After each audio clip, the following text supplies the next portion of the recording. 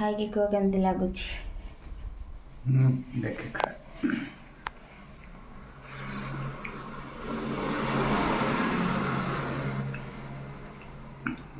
ବହୁତ ଭଲ ଲାଗୁଛି। ଭଲ ଅଛି।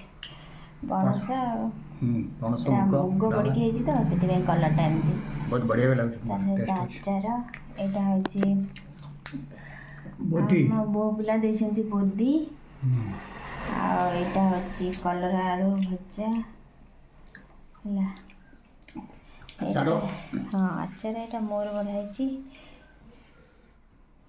ମୁଁ ଖାଇବି ଆଉ। କଲରାଟା ବି ଭଲ, ଦେଶୀ କଲରା। ଗଛରେ 3ଟା ମାତ୍ର ହେଇଥିଲା, ମୁଁ ତାଦେହରେ ଆଳୁ ପକେଇକି ଭାଜିଲି। ଏଇଟା ନାହାନ୍ତି ଆମ 2 ଜଣ ବହୁତ ଆମର ହେଇଗଲା ଆଉ। ଆଉ କେହି ନାହାନ୍ତି ବୋଲି ଖୁସି ଅଛ ନା? ଖୁସି ନାହିଁ, ବହୁତ ଦୁଃଖ। ଦେଖିଲା ବେଳକୁ କେହି ନାହାନ୍ତି, ପୁରା କେମିତି ଏକୁଟିଆ ଏକୁଟିଆ ଲାଗୁଛି।